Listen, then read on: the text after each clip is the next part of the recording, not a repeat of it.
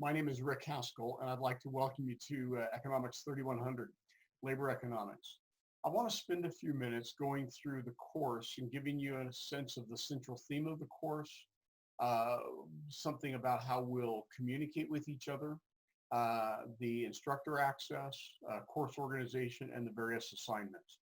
So as we go through, just kind of pay attention to what I'm doing on the screen as well as what I'm trying to tell you, and then move back and forth, perhaps even to Canvas to see what we're looking at. So let's go ahead and start by talking about the central theme of the course.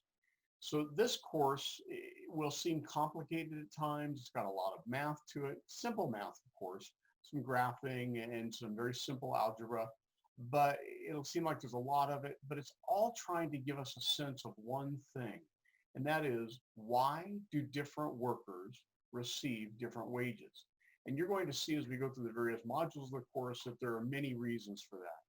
So when we deal with the math, when we deal with the graphing, when we deal with the various discussions that you'll be engaged in, it's all to help you answer that question, why do different workers receive different wages?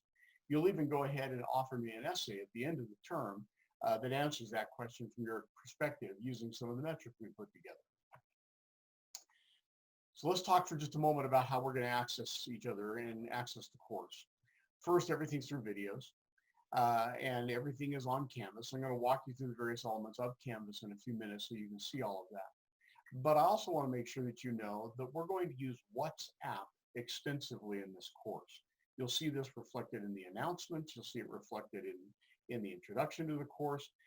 But you're going to find that it is your saving grace, because oftentimes you'll have a question that you might want to ask.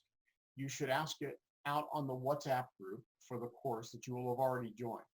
In fact, there's something a little bit later in this video I'm giving you today that will help you have a little bit more of a motivation to do this, perhaps. So you'll ask the question on WhatsApp, and then if I see the question first, I will go ahead and answer it for you. Or as soon as I can see it and I'm in a place where I can answer, I'll answer the question for you. But it's altogether possible, sometimes even likely, that someone else in the course will have also seen the question you've asked. And they may know the answer and ask it before they can answer it then before I can. So WhatsApp not only gives us a really nice communication tool, but it gives us one that speeds up delivery to you. There are times where I may not be able to answer the question for a matter of hours, where somebody else already knows the answer and gives it to you in a matter of minutes. We'll also hold, whenever necessary, individual or small group Zoom meetings. And you may have already noticed that I've scheduled a Zoom meeting each week, I believe on Thursday nights at 8:30 p.m. as an optional study and a review session. Now, this is not a session in which I'm going to be delivering new content to you. In fact, you'll come to these sessions, if you choose to, with the expectation that you've already gone through the videos. You've already gone through some quizzes that I'll introduce you to. You've probably already begun the review problem that I'll also introduce you to. But now you want a little bit more help. There's some things that just aren't making sense to you, or you want some backup, some reinforcement. So you'll come to that review session through Zoom, and there you'll ask questions, as will other students, and I'll answer them, give examples, show you how things are done. I will not be joining into that session with an agenda, with a curriculum, with an outline. I'm there to respond to you, not to give you new or original content information. Of course, you can use text, you can use email. You see that you have my email address towards the bottom of this, of course. You'll also notice that you have my cell phone number. And I would encourage you to reach out to me whenever you need to, but I would encourage you to reach out first through WhatsApp so that others can benefit from the communication as well. Unless it's something private, unless it's something that you're uncomfortable sharing with others, and then certainly feel free to come to me directly. So let's look at the course itself. So obviously, this is going to be delivered this term in an online virtual fashion. I actually developed this course 8 or 9 years ago for the University of Utah while I was working on my doctoral degree in economics. I'm no longer at the University of Utah. I'm a finance professor at Westminster College, where I've been since I completed my doctorate. And I completed my doctorate after having spent about 30 years owning my own businesses in the investment industry and then in private equity, and had an opportunity to have a nice exit from those about 10 years ago now. and took that opportunity then to go back to the U, earn my doctorate, and now I'm teaching finance at Westminster. But I developed this class, this labor economics class, both in a live and an online session while I was at the University of Utah. And I have the privilege of teaching it periodically when the U is looking for someone to teach it, and if I have time on my schedule. So when you go to Canvas, you'll see that you'll open up to the home page, and here you'll do exactly what it says. You'll click on the icon that says Start Here. When you do that, it's going to take you through a series of modules. And one of those modules will help you understand how to set up your notifications in Canvas so that you get any Canvas messages, whether it's comments I leave on an assignment, announcements I'm giving you, reminders of due dates, etc., or just regular Canvas mail messages. It'll let you get them on your phone. So when you go to this, open it up, click on your photograph up in the upper left-hand corner where it says Account, and it'll open up, it'll show you the notifications, profile settings, etc. And I believe then you're going to want to go ahead and click on Notifications, and it'll let you set up preferences for all the different types of notifications that you have in Canvas. And there are a lot of them, of course. So I'm going to encourage you to set up any due dates, course content changes, grades, discussions, conversations, all to hit your email address and or your cell phone number. And you can see how I've got mine set up with some of the various email addresses that I have and my cell phone number. This is important because it's going to help you stay abreast of any changes in the course. It can help you stay abreast of due dates. It'll help you keep from falling behind. We do move rapidly in this course, especially when we're in a half semester structure where we're going for 8 weeks instead of the entire 16 or 17 that most semesters normally go through. Well, let's talk about the organization of the class itself now. You're going to find the class is organized into a series of modules.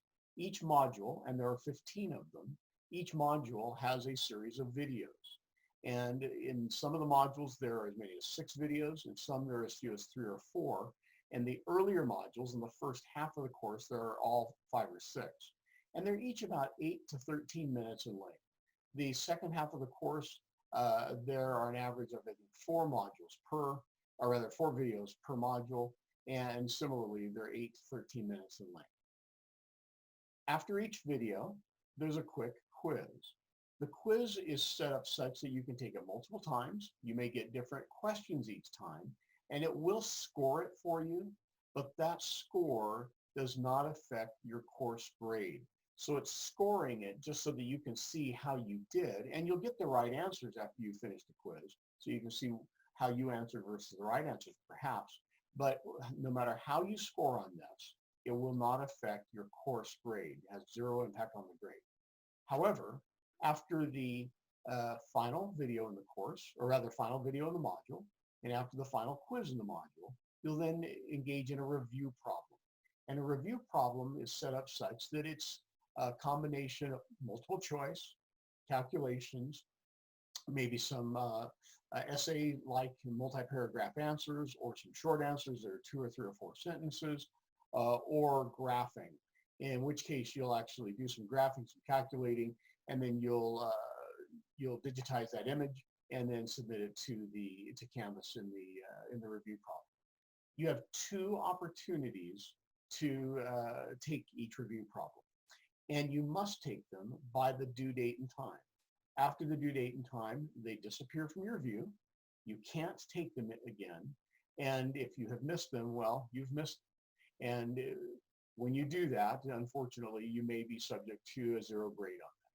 However, with these review problems, they make up a meaningful percentage of your course grade. In fact, if I remember correctly, I've set it up so they make up 60% of your course grade, and there's 15 of them.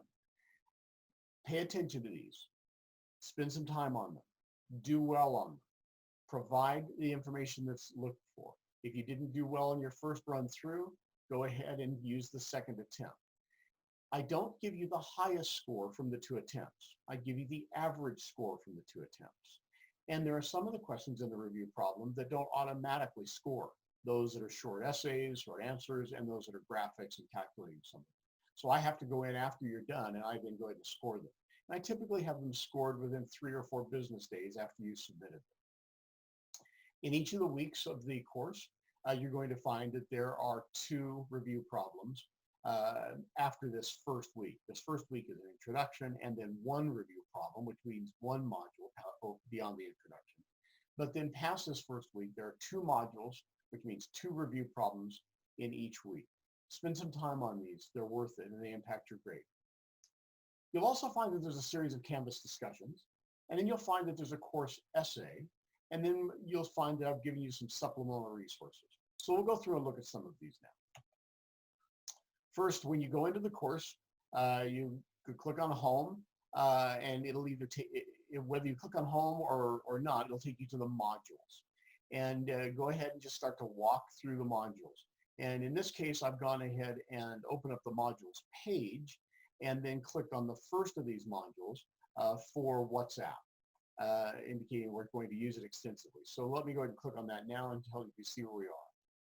Well, it takes you to the course orientation and then walks you through a number of items, including a small video, which you're probably already realizing because it's the video you're watching right now. But you've seen WhatsApp, you see some of the information here, you see how this is structured, and you see that at the very bottom of this, that you have an opportunity to go ahead and advance to the next part of the module. In this case, the next part of the module, I believe, is taking you to the course schedule. And you'll see the course schedule is on the syllabus. You'll see that it's embedded 2 or 3 times during the modules, and you can see it here as well. So you see every one of the modules we're going to deal with, starting with the labor market module, number 1, and going all the way down to module 15 for income inequality. And you'll see the dates that will have the optional Zoom review sessions for those that would like them. And you'll see the dates that all of the quizzes and problem sets are due. That's in the far right-hand column.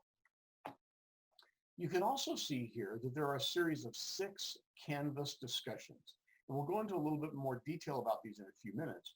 But these Canvas discussions are also important in the course because this is where you get the qualitative context that we're able to wrap around the quantitative metrics so that you get a very good understanding of how you might answer the question, why do different workers receive different wages? As we look then at the first module, you see that it's set up for module 1, the labor market. Gives you a brief description of what we're going to discuss in this module, gives you a series of objectives, and then gives you a to-do item. And then you'll see down at the bottom of this, it says Module 1 resources. These are supplemental resources that go beyond the videos, the quizzes, the review problems. You don't need to go through the resources for any of the modules. You do need to go through the videos, the quizzes, the review problems, etc. The supplemental resources are there for extra information to give you a better understanding of what's going on. You don't need to go through these, but they can be very helpful to you. When we get into the modules themselves, you see that we begin with the various activities, and the activities begin with the videos. Again, there are 5 or 6 of them. In this case, I believe this module has 5, and each video, again, is 8 to 13 minutes in length, and after the video, there's a quiz. After the block of videos in the module, then there is a quiz and a review problem. And here's an example of the first video for the labor market. And I'm not going to spend time going through the video itself. You've got links to it, but it gives you a sense of some of the information and how I'm putting the information that we're dealing with. Here's the labor market as of December 31st, 2014.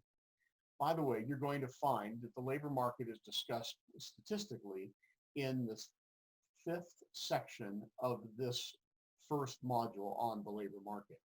However, because there's been such dramatic changes in the labor market, employed, unemployed, labor force participation, etc., in recent weeks, I have removed that particular item, video 5, quiz 5, from this first module because it's now woefully out of date. I think you'll understand where we're going with it, of course, and you'll understand what the stats are telling us, but just know that it's very rapidly become out of date, so I've removed it from this particular course, this block. Once you've gone through the videos and the quizzes for the module, then you'll go ahead and go to the next page, which will take you to the Module 1 wrap-up. And again, you see a series of activities here. These activities include the review problem, they include the module resources, and they include some of the next assignments that might be due aside from the quiz and review problems, such as one of those 6 Canvas quizzes, which you can see here is due on May 24th. You see it right in the middle of the screen where it says Canvas discussion number 1 on the minimum wage. You'll see 3 lines above that, or a couple of lines above that, that the review problem is due on May 17th at 11:59 p.m. And then you get a link to the review problem. So this is how we move through this course, and we do it for each one of the modules. Let me take you briefly to the Canvas discussions. Again, there are 6 Canvas discussions. These are ones that you will open up a discussion page. You'll see some information about the discussion, some comments from me, but then you'll see 5 or 6 or 7 other source items, articles, videos, etc., that will give you some information about the topic that we're discussing. So this first topic on the minimum wage is no secret. It's all about minimum wage changes in recent years and the effect of the minimum wage. Well, you're going to be given an opportunity to have 3 separate posts with respect to your thoughts, your impressions and feelings, what you've learned about the minimum wage. Not necessarily what I've told you, not necessarily what somebody else tells you, unless it's factual, of course. But this is about you having discussions with other students in the class. I monitor these discussions, but unless something untoward is taking place, I don't get involved in these discussions. I'm expecting that students are comporting themselves professionally.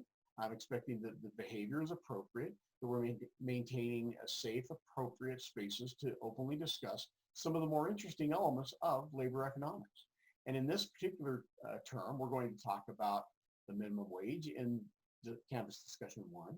Canvas discussion number 2 will look at unemployment in the age of the COVID-19 virus. The Canvas discussion number 3 will look at labor replacing technology, so robotics and such. Number 4 will look at the effects of immigration and the current immigration environment. Number 5 will look at our current healthcare situation in America, because healthcare is a direct determinant on the effectiveness and productivity of labor, and we're dealing with labor economics. And then finally, we'll deal with a Canvas discussion on labor discrimination, where we're looking primarily at wage gaps based on race, gender, and other non-productivity related items. So this gives you a sense of these. However, as I said, there are 3 unique posts that you'll offer. So you should open up the Canvas discussion a good week and a half or more before it's due. And you should make your original post based upon your thoughts, your impressions from having looked at some of the material that I provided for you. That's your first post. Your second post is where you will have to respond to the post of another student. So we need to get into these early, well before the due date. Otherwise, there's not enough time to go back and forth with posting, responding, etc. That's why I tell you start this a week or a week and a half before the due dates. So you'll offer a post that's a response to some other student, maybe questioning their opinion, maybe offering your opinion on top of theirs, etc. Again, in a very safe, respectful, and appropriate manner. And then finally, you have a third post that is where you respond to another student who would have already responded to you. Now, in the event that you don't have any students respond to you, then you're welcome to simply go ahead and respond to another student. But I need you to do 3 unique posts. There's 10 points available for each one of these Canvas discussions.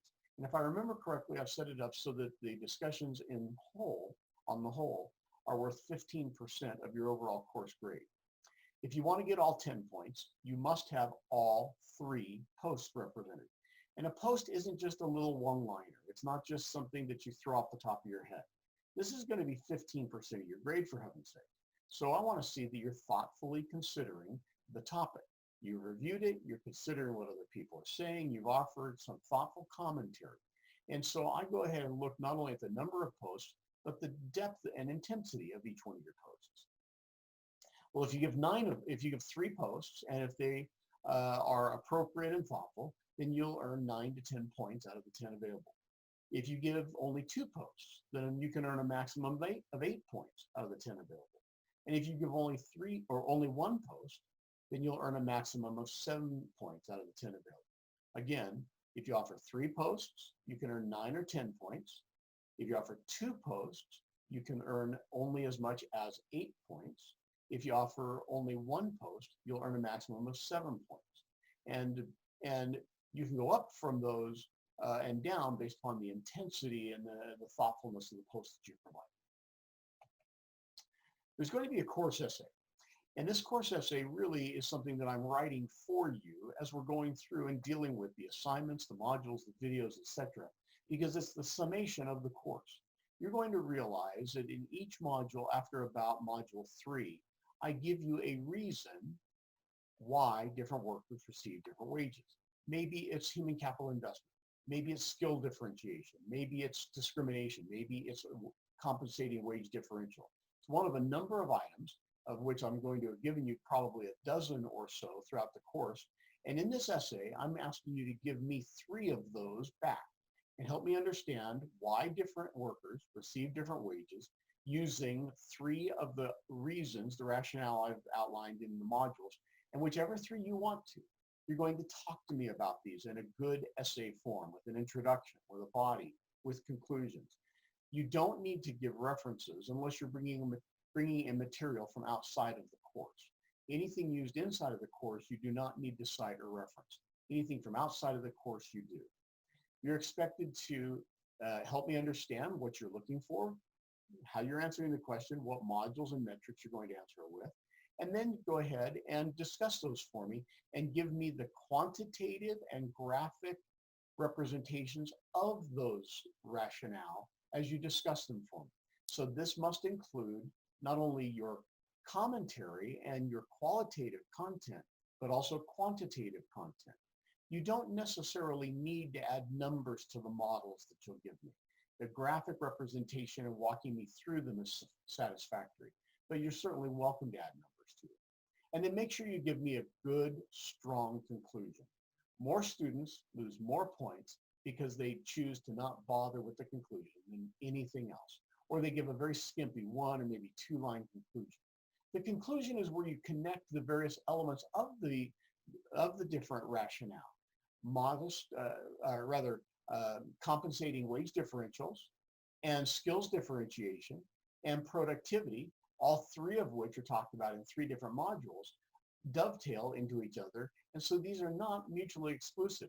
These are connected. And so in the conclusion, tell me about the connectivity. Help me understand what's going on here, really. Well, I've told you a little bit about the supplemental resources. Here's an example of a supplemental resource page where I give you some primers, problems, and solutions. These are links to some items. And then I give you links to other videos that I found YouTube or elsewhere throughout the marketplace, just to give you a sense of the concept you're dealing with, but from a slightly different perspective. Well, let's talk about the very best way that you can succeed in this course. And I'm going to tell you that it's simple. First, have some discipline, stay with the schedule. That should go without saying. This is an online course and you're a college student. But more important to that at the moment, watch the videos. I've spent a tremendous amount of time. I think there's 120 videos that we recorded for this class, or I recorded for the class. And I've spent a lot of time and effort. I try my best to help you see what's going on in the videos. So just watch, or going on in the course through the videos. So watch the videos. You don't have to see my face. You do have to put up with my bad handwriting sometimes. And sometimes you'll put up with me coughing here and there. I unfortunately developed pneumonia and spent the latter part of my course development some years ago when I was putting this together in the hospital. So you're unfortunately having to deal with a little bit of coughing here and there, and I'll apologize for that. But watch the videos. If you find yourself lost, you don't understand a concept, go back and review the video again, because watch the videos. They are the key to succeeding in the course. And by the way, I get questions from people saying, Rick, how can I succeed in the course? Or Rick, I don't understand what's going on here. And I ask them if they've watched the videos, and invariably they haven't, or they sped through them. Watch the freaking videos. Hopefully enough said on that. They're important. So a word about grades. I start with the concept that everybody has an A. And if you do the work, you put in the time, you give a fair effort to this, and it's obvious, then you will get a good grade in the course. I get no joy in providing Ds. I hate providing fails. And sadly, some of you will probably test me in that. But this is a course where you should be able to expect to get a strong grade whether you have an economics background or not, because it's not a course that has economics as a prerequisite, whether you have a strong math background or not. I walk you through every one of the mathematical elements. I walk you through all of the graphing, set up everything necessary. So I believe that you can do well in this course. Finally, and this was the little item that I said at the very front of this, would motivate you to use WhatsApp. The first person that, having seen this video and reaches out to me through WhatsApp telling me that they've finished this will receive a Starbucks gift card from me.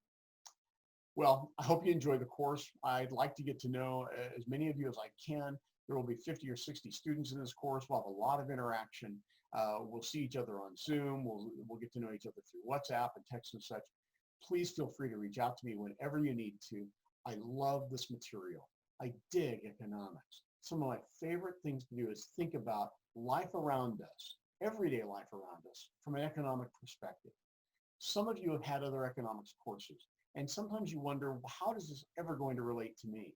Well, a labor economics course absolutely relates to you.